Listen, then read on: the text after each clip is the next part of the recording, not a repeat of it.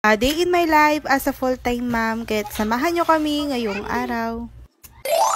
Inject nga ngayong araw ni Bunso, kaya naman heto, dali-dali na nga pala kami nag-prepare para makaalis. Nga pala namin sa may center mga ma'am, siya wala pa nga available na inject, kaya naman ayun, babalik na naman kami. Nga lang pala ako ng hotdog na nabili nga namin sa may talipapa. Ito nga pala namin nakakain mga ma'am, siya niready ko na nga pala tong walis para makapagwalis na nga din pala sa labas namin. Bale, hetong part na nga lang pala tong nililinis ko mga ma'am. Iniwan ko na nga mo sandali yung dalawang Junakis ko para makapagwalis na nga din ako sa may labas namin. Ang pangit tingnan pagka ganito nga karumi yung labas namin. Diba, parang walang taong nakatira, kaya naman heto, kailangan walisin. Ito naman nga mga ma'am, siya nandito nga din pala si Baldo, kaya naman ayun, pinatingin ko na nga muna sandali kung nga umalis si Baldo. Para-paraan na nga lang talaga yung paglilinis ko mga ma'am, at ang importante nga ay may natatapos ako, charis. Binabad ko na nga muna sandali yung mga basahan namin sa may timba para matanggal nga yung dumi. At binalis ko na nga pala sa part na to sa harap namin. Bago nga pala ako nagwalis mga ma'am, siya tinanong ko na nga muna si Baldo kung pwedeng magwalis. Dahil ang pagkakaalam ko nga sa pagwawalis mga ma'am, siya tuwing umaga lang, charis. Dali-dali ko na nga palang niligpit itong mga dahon at ilagay ko na nga lang sa may sako. Bali dito ko na nga muna nilagay mga ma'am, para kako naman ay maisalak ko na. Dahil once na nga na hindi mo sinalak to ay magkakalat lang. After ko naman nga nakapagwalis ay pinaliguan ko na nga pala itong Junakis ko dahil sa mga oras na kanyan ay 2:00 na nga ng hapon. Si Bunso nga mga ma'am, siya kanina pa nga nagmumuryot, kaya naman heto, pinatulog ko na. 3:00 na nga ng hapon bago nga ako tumayo. Halos katatapos ko nga lang naligo mga ma'ams bago ko nga pala pinatulog yung dalawa. Buti na nga lang ay nakaligo na nga din ako mga ma'ams dahil sobrang init ng panahon. Naisipan ko na nga palang gawa ng paraan itong paglalagay ko nga ng wallpaper mga ma'ams. Kaya heto, sinukatan ko na nga muna bago ko nga ilagay. Nasobra ko na nga lang yung wallpaper mga ma'ams para kako naman ay may balance. At dahil may design nga sa bandang handle mga ma'ams, ay sinukatan ko na nga muna bago ko nga pala idikit yung wallpaper. Ang hirap nga pala maglagay nito mga ma'ams, pero kailangan ay maganda yung result. Nung una ang ginawa ko dito mga ma'ams, dito nga pala sa may back, sprayan ko nga lang pala ng puti at nilagyan ko nga pala ng white paper. Pero kalaunan nga ay pumangit nga dahil wala nga akong hit gun. Hindi nga madikit yung wallpaper na nabili ko. Nagising na nga pala si Bunso ng mga oras na ganyan, kaya naman heto, pinagpatuloy ko pa nga din yung ginagawa ko. Ko nga pala na ilagay yung first coating mga ma'am, siya dinoble ko na nga din pala itong wallpaper na ilalagay ko. Dinoble ko na nga pala itong nilagay ko mga ma'am, para kako naman ay medyo makapal. Lutukan ko nga ng hit gun, pero ganito nga yung nangyari. Tinusukan ko na nga lang ng karayom mga ma'ams, para kako naman ay matanggal nga yung baboy. Isipan ko nga lagyan ng handle mga ma'ams, kaya naman kailangan ay plastic nga lang ilalagay. Kaya heto